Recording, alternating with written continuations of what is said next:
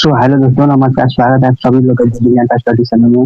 दोस्तों, आज हम लोग देखने वाले हैं जनगणना का तो जितने भी महत्वपूर्ण प्रश्न पड़ है वो प्रश्न को जो आपको एग्जाम में प्रत्येक एग्जाम जैसे कि हो गया एसएससी जीडी के एग्जाम हो गया या एसएससी सीजीएल के एग्जाम हो गया, सीएचएल के या एमपीएस का एग्जाम हो गया या बिहार पुलिस का एग्जाम हो गया, रेलवे का एग्जाम हो गया या बैंकिंग एग्जाम हो गया या तमाम एग्जाम इस टॉपिक से एक या दो प्रश्न आपको प्रत्येक समय देखने को मिलते हैं दोस्तों। इसलिए वीडियो को अंत तक जरूर देखना और चैनल पर नए हो तो चैनल को सब्सक्राइब कर लेना, क्योंकि इस वीडियो में जितने भी प्रश्न मिलेगा वो सारा जो है मोस्ट बीटीआई इंपोर्टेंट किसी न किसी जो है परीक्षा में पूछे जाए, ये सारा तमाम प्रश्न मिलेगा। तो इसलिए वीडियो को अंत तक जरूर देखना है। तो चलिए चलते हैं अपने कंटेंट के पास। विश्व में आधुनिक पद्धति से सर्वप्रथम जनगणना करने का श्रेय स्वीडन देश को जाता है, जो कि 1749 ईस्वी में जनगणना कराया था सर्वप्रथम आधुनिक पद्धति द्वारा। और सर्वप्रथम जो दक्षिणीय जनगणना का श्रेय जाता है वो अमेरिका ने सबसे पहले कराया था 1790 ईस्वी में जो है शुरू किया था। और यही दक्षिणीय जनगणना जो है प्रत्येक 10 साल पर जनगणना की जाती है। और यही जो जनगणना है भारत में भी लागू है और प्रत्येक 10 वर्ष पर जनगणना की जाती है। भारत में जो सबसे पहली जनगणना प्रारंभ हुई थी 1872 ईस्वी में लॉर्ड मेयो के कार्यकाल में शुरुआत हुआ था, जबकि नियमित जो जनगणना प्रारंभ की गई थी 1881 ईस्वी में लॉर्ड रिपन के कार्यकाल में शुरू किया गया था। और उस समय जो जनगणना आयुक्त थे डब्ल्यू पोलर्ड थे। यह ध्यान रखना कि जो नियमित जनगणना जो हुआ था 1881 ईस्वी में लॉर्ड रिपन के कार्यकाल में हुआ था और उस समय जो जनगणना आयुक्त थे डब्ल्यू पोलर्ड जनगणना आयुक्त थे, यह ध्यान रखना। जबकि एक भारतीय शहर की पूर्ण जो जनगणना हुई थी वो 1830 में हेनरी वाटर द्वारा ढाका, जो वर्तमान में अभी बांग्लादेश में चला गया है, उस समय आयोजित किया गया था। ध्यान रखना, जो उस समय का भारत और बांग्लादेश होता था तो एक ही देश था, लेकिन बाद में अलग अलग जो है टूटकर और बट गया। उस समय जो है ढाका के सर्वप्रथम जो है किया गया था शहरी पूर्ण जनगणना। यह ध्यान रखना, उस समय जो है बांग्लादेश भारत का ही एक अंग था। जनगणना भारतीय संविधान के 7वीं अनुसूची में अनुच्छेद 46 के अंतर्गत संघ सूची का विषय है। ध्यान रखना, जो जनगणना की जाती है भारतीय वो 7वीं अनुसूची के अंतर्गत की जाती है, जो कि अनुच्छेद 46 के अंतर्गत संघ सूची का यह विषय है। ध्यान रखना, एग्जाम में पूछा गया जो प्रश्न है, क्योंकि सबसे पहले जो जनगणना अधिनियम लागू हुआ था वो 1948 ईस्वी में लागू हुआ था जनगणना अधिनियम, यह भी ध्यान रखना। और जो जनगणना जो कराता है वो गृह मंत्रालय के अंतर्गत कराया जाता है और जनगणना जो है गृह मंत्रालय के अंतर्गत कराया जाता है। गृह मंत्रालय वह न करके वो एक जनगणना आयोग का गठन करता है, जिसे जनगणना विभाग के नाम से जाना जाता है। और वही जो है पूरे भारत की जनगणना करता है। स्वतंत्र भारत की पहली जो जनगणना हुई थी वो 1951 ईस्वी में हुई थी और उस समय जो है जनगणना की टोटल भारत की वो 36.10 करोड़ थी। यह ध्यान रखना, भारत में सबसे पहले जो जनगणना हुआ था वो 1872 में लॉर्ड मेयो के समय में हुआ था। और जो नियमित जो जनगणना हुआ था 1881 में इसके समय में लॉर्ड रिपन के समय में हुआ था। लेकिन स्वतंत्रता के बाद भारत में जनगणना कब हुआ था तो वो 1951 ईस्वी में हुआ था। और उस समय जो भारत की जनसंख्या कितनी थी तो 36.10 करोड़ भारत की जनसंख्या थी।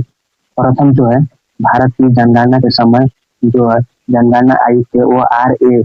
गोपाल स्वामी थे। यह ध्यान रखना, जो स्वतंत्र भारत के प्रथम जनगणना जो आयुक्त थे वो R.A. गोपाल स्वामी थे। यह ध्यान रखना। और 2011 के जनगणना के समय भारत के जनगणना आयुक्त जो थे वो डॉक्टर C. चंद्रमौली थे। यह ध्यान रखना, 2011 के जनगणना हुआ था वो डॉक्टर C. चंद्रमौली थे। और 1951 के जो समय जनगणना हुआ था स्वतंत्र भारत की पहली, उस समय गोपाल स्वामी थे। ये आपको दोनों जो है प्रश्न एग्जाम में पूछे गए हैं, इसे ध्यान रखना। अब बात करते हैं अगला पॉइंट की। 2021 ईस्वी को भारत के जनसंख्या इतिहास में महाविभाजक वर्ष के रूप में मनाया जाता है, क्योंकि देखो इस समय जो हुआ था वो भारत की जो जनसंख्या में बहुत ज्यादा गिरावट देखने को मिल गया था, इसलिए इसे महाविभाजक के रूप में महाविभाजक वर्ष के रूप में मनाया जाता है। यह भी ध्यान रखना। और 2011 की जनगणना हुई वो 7वीं जनगणना होती, 7वीं जनगणना थी और 15वीं 10वीं अगर पूछेगा तो 10वीं कौन थी, वह 15वीं 10वीं थी। और 21वीं शताब्दी की वह दूसरी जनगणना थी, यह ध्यान रखना। अगला जो जनगणना होगा 16वीं 10वीं जो जनगणना होगा वो 1 अक्टूबर 2026 से 2027 के बीच में होगा। हालांकि यह जो जनगणना है 2021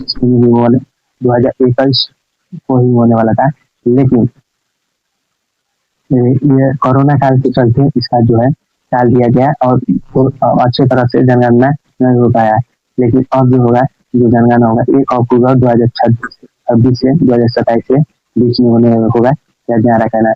2011 के जनगणना के आंकड़ा के अनुसार कुल जो जनसंख्या थी 121,08,08,54,977 जो है 77 करोड़ जो है लगभग जनगणना थी, यह ध्यान रखना 2011 में जनगणना।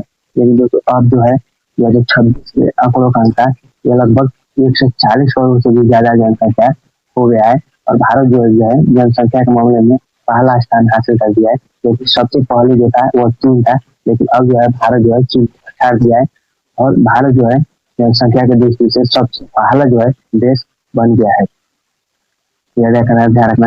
आजादी के समय जो भारत की कुल जो है जनसंख्या थी वो 36.10 करोड़ थी, यह ध्यान रखना 36.10 करोड़ थी। 1951 से लेकर 2011 तक लगभग जो है जनगणना में 3.5 गुना भारतीय जनसंख्या को वृद्धि देखने को मिली है। तो ध्यान रखना, जो स्वतंत्रता का पहले जो थी, स्वतंत्रता के बाद 1951 में जनगणना हुई, इस समय जो है भारत की जनगणना 36.10 करोड़ था। लेकिन वही जब 2011 में हुआ था 121.8 करोड़ जनसंख्या हो गया, जो कि जो है 1951 से लेकर 2011 तक की जो है जनगणना के बीच 3.5 गुना जनसंख्या की वृद्धि देखने को मिली है। 2011 की जनगणना के आंकड़ों के अनुसार भारत की कुल जो जनसंख्या थी 51.47% भाग पुरुषों की और 48.53 भाग महिलाओं की थी। यह ध्यान रखना, कोई एग्जाम में पूछे जाता है कि बताइए 2011 की जनगणना के अनुसार जो है पुरुषों का भाग कितना था, 51.47% था और महिलाओं की भाग जो थी 48.53% महिलाओं की भाग थी। यह ध्यान रखना। 2011 की जनगणना के आंकड़ों के अनुसार भारत की कुल जनसंख्या विश्व में जनसंख्या के 17.5% थी। यह भी ध्यान रखना, एग्जाम में पूछा गया है और छोटा मोटा एग्जाम में हर बार रिपीट होते रहता है। 2011 की जनगणना के आंकड़ों के अनुसार भारत की कुल जनसंख्या विश्व की जनसंख्या का लगभग 17.5% था। यह भी ध्यान रखना है। 2011 की जनगणना के आंकड़ों के अनुसार जो है टोटल जो है एसी की जो जनसंख्या थी वो 20.137 करोड़ थी, यानी कि 16.6% थी। यह ध्यान रखना। और अनुसूचित जाति यानी एसटी का जो कुल जनसंख्या थी वह 10.42 करोड़ थी। यह ध्यान रखना। वर्ष 2011 की जनगणना के आदर्श वाक्य हमारी जनगणना हमारा भविष्य है। यह आपको एग्जाम में कई बार पूछा गया है। 2011 की जनगणना का आदर्श वाक्य क्या था, हमारी जनगणना हमारा भविष्य था। यह ध्यान रखना। अब बात करते हैं किस राज्य कितने स्थान पर आता है जनसंख्या की दृष्टि से या घनत्व की दृष्टि से, इनके बारे में ध्यान रखना है। सबसे पहले अधिकतम घनत्व अधिकतम जनसंख्या किस राज्य के है? उत्तर प्रदेश का जो है सिर्फ 3 राज्य का जो है सबसे ज्यादा जो है जनसंख्या है। पहला जो है उत्तर प्रदेश का है, दूसरा महाराष्ट्र और तीसरे पर बिहार आता है। ध्यान रखना, सबसे जो ज्यादा अधिकतम जनसंख्या है वह उत्तर प्रदेश का है और इसके बाद महाराष्ट्र और बिहार का है। तीनों का ध्यान रखना है, इस सीक्वेंस से आपको एग्जाम में पूछता है। अब बात करते हैं सबसे कम जनसंख्या किस राज्य के है। सबसे कम जनसंख्या वो सिक्किम राज्य के है। सिक्किम राज्य को सबसे कम जनसंख्या है।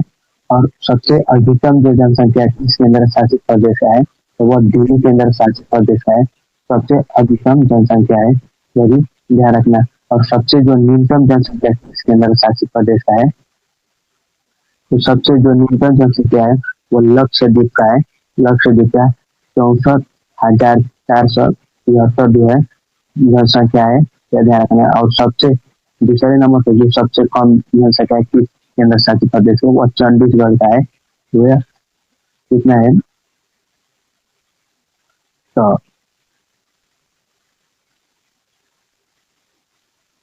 बात करते हैं जनसंख्या घनत्व के बारे में। तो सबसे जो ज्यादा जनसंख्या घनत्व है वो बिहार का जनसंख्या घनत्व है, 1101 प्रति व्यक्ति वर्ग के लिए है, तो ध्यान रखना। और दूसरा नंबर पर जो है पश्चिम बंगाल आता है, और तीसरा नंबर पर केरल का जो है जनसंख्या। लेकिन यहाँ पर जो जनसंख्या घनत्व एक ही टॉपिक ध्यान रखना है कि बिहार का जो है जनसंख्या घनत्व सबसे ज्यादा है, 11.6 प्रति व्यक्ति वर्ग के लिए है।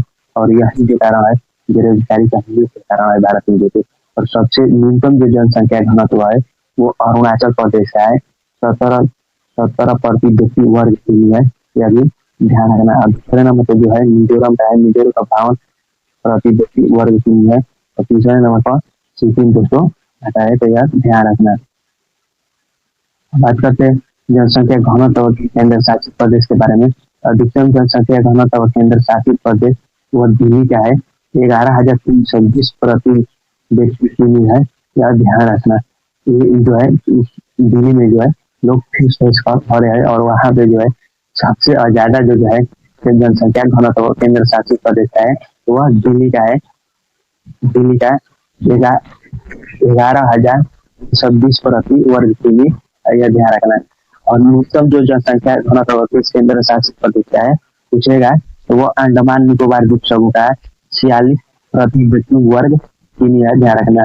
जबकि भारत की जो है कुल जनसंख्या घनत्व है 82 प्रति वर्ग के लिए, यह ध्यान रखना। तो एग्जाम में पूछा गया है तो भारत में जो है जनसंख्या घनत्व कितना है, तो 382 प्रति वर्ग के लिए, यह ध्यान रखना।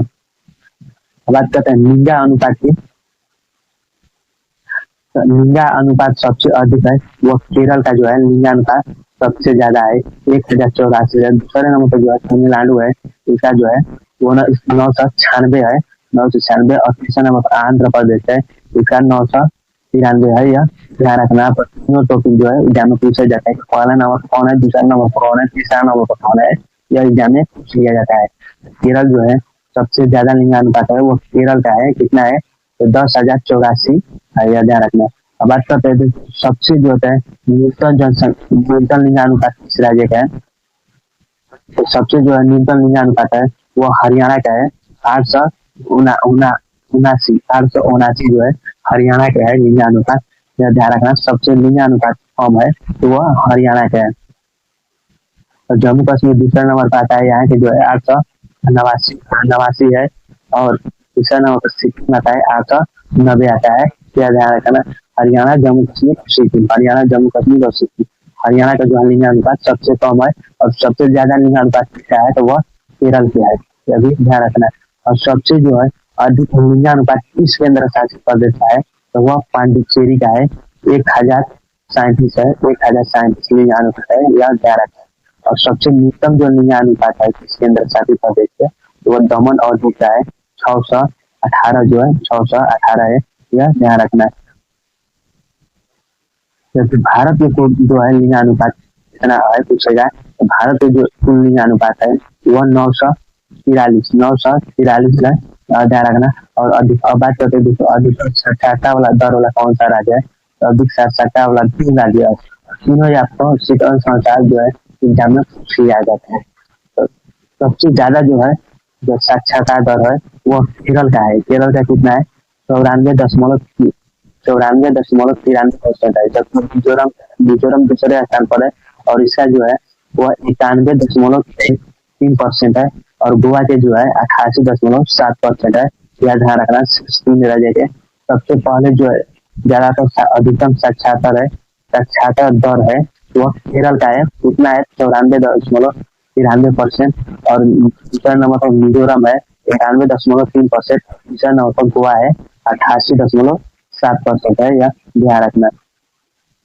सबसे जो है न्यूनतम जनसंख्या जो है इस राज्य का है, तो सबसे जो न्यूनतम साक्षरता दर है वह बिहार का है, 11.8। बिहार का है दोस्तों, यहाँ पर गड़बड़ हो गया है, तो ध्यान रखना। यहाँ पर 74.8% है, यह भी 64.8% है, यह भी ध्यान रखना। और दूसरा नंबर पर जो है अरुणाचल प्रदेश है, अरुणाचल प्रदेश कितना है, तो 65.4% है, कैसा ध्यान रखना। तीसरे नंबर पर राजस्थान है 66.1% है। तो यह ध्यान रखना। सबसे अधिक साक्षरता दर कहाँ का है? केरल के कितना है? तो वह 93.94% है वहाँ के। सबसे कम जो साक्षरता कहाँ का है? वह बिहार का है। कितना है? 64.8% है। यह ध्यान रखना। भारत की कुल साक्षरता दर पीछे तो वह 74.4% है। यह ध्यान रखना। बात करते हैं सबसे ज्यादा साक्षरता दर किस केंद्र शासित प्रदेश का है? तो सबसे ज्यादा साक्षरता दर है जो वो लक्षद्वीप का है। लक्षद्वीप केंद्र शासित प्रदेश है। दूसरे नंबर पर दमन द्वीप आता है। और सबसे कम जो साक्षरता दर किस केंद्र शासित प्रदेश का है? तो वह दादरा एवं नागर हवेली का है। 76.2% है। 76.2% है। बात करते हैं अब दसवीं वृद्धि के बारे में। तो सबसे जो ज्यादा दसवीं वृद्धि है तीन राज्य में, वो हम मेघालय में है, अरुणाचल प्रदेश में और बिहार में। तो तीनों को ध्यान रखना। मेघालय, अरुणाचल प्रदेश और बिहार में सबसे ज्यादा अधिक जो है 10वीं वृद्धि है। पहले नंबर पर है जो मेघालय है। कितना है? 27.95%। और यह ध्यान रखना। और सबसे न्यूनतम जो जनसंख्या वृद्धि कहाँ है? न्यूनतम 10वीं वृद्धि कहाँ है? तो वह है नागालैंड में है 0.58%। जबकि यहाँ पर जो है ऋणात्मक वृद्धि जो है मानी जाती है। ऋणात्मक 10वीं वृद्धि होती और नागालैंड में है। कितना है? 58% है। 0.58% है। यह माइनस में है। यह ध्यान रखना।